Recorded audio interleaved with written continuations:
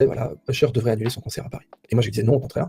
Mon opinion, c'est que Usher il a rien fait de mal. Alors si peut-être présenter Justin Bieber à Puff Daddy, mais bon, c'était pour sa carrière, quoi. Il disait voilà, tu vas devenir célèbre, tu vas devenir milliardaire. Bon, il savait ce qui lui arriverait, mais si c'est après tout, on sent la douleur anale passe, mais la gloire reste. Hein, désolé d'être aussi prosaïque, mais c'est de toute évidence le calcul qu'il aurait fait. Si vous voulez, ça reste une victime.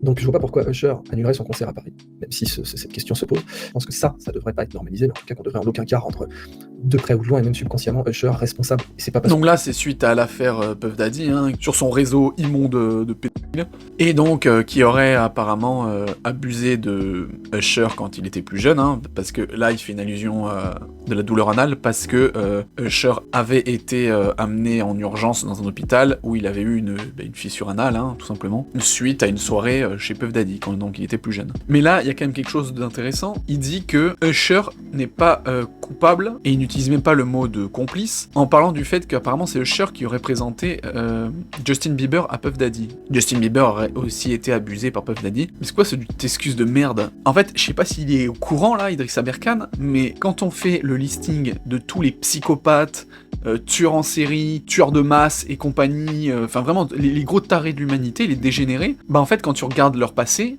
il est triste aussi généralement. C'est des gens qui ont été abusés sexuellement, abusés mentalement, violentés et compagnie. Si tu commences à excuser tous les actes que des gens font parce qu'ils ont une merde dans leur vie, il n'y a plus rien de condamnable en fait. Je connais personnellement, moi, des gens qui ont été abusés, même de manière incestueuse, ce qui est pire psychologiquement que l'affaire Puff Daddy, et ils sont pas devenus tarés, psychopathes ou quoi, ou alors ils ont pas présenté des enfants à leur bourreau ou des trucs comme ça. Je suis désolé, mais Usher, il est coupable. Et il est pas aussi coupable que Puff Daddy, hein, c'est une autre échelle, mais c'est juste que le mec, s'il savait ce qu'il a subi de Puff Daddy, bah en fait tu présentes pas un gamin au mec voilà, qui t'a défoncé quoi.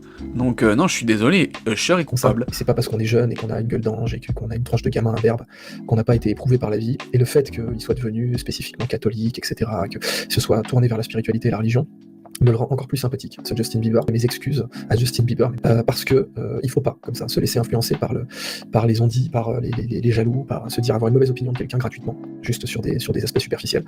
Quand on voit de quoi Justin Bieber est rescapé, c'est du niveau vraiment d'un traumatisme de guerre, et ça le rend vraiment d'autant plus sympathique d'une part, et d'autre part, je pense qu'on peut du coup espérer qu'il ait une carrière longue, parce que quelqu'un qui a son épaisseur en termes d'expérience et de trauma et de survie peut potentiellement faire un artiste d'exception. Et c'est pareil, je suis pas d'accord avec son discours. Pourtant, je comprends tout ce qu'il dit, c'est-à-dire qu'à la fois, au début, comme la plupart des gens, on avait une image de Justin Bieber, on le connaît même pas, mais c'est vrai qu'il y a plein de gens qui ne l'aimaient pas forcément, ou voilà, et sauf que donc lui, il apprend que Justin Bieber s'est fait certainement violer quand il était plus jeune, et du coup, il remet en question tout ça. Effectivement, connaître que quelqu'un a eu un passé lourd avant, ça peut renforcer de l'empathie sur cette personne et tout. Mais au final, ça va rien changer sur ce que je pense de la personne. Si la personne était complètement conne, imbue d'elle-même, qui s'en foutait de tout, qui était méprisante, et si on savait ça de lui et qu'on disait ça de cette personne, savoir qu'elle a été abusée quand elle était enfant, je vais pas d'un coup dire « Ah, c'est bon, je t'excuse, c'est pas grave si t'as un comportement de merde ». Ça peut expliquer des trucs, mais ça changera rien en fait que je n'aime pas cette personne. Tu peux expliquer pourquoi ils sont devenus comme ça, et généralement c'est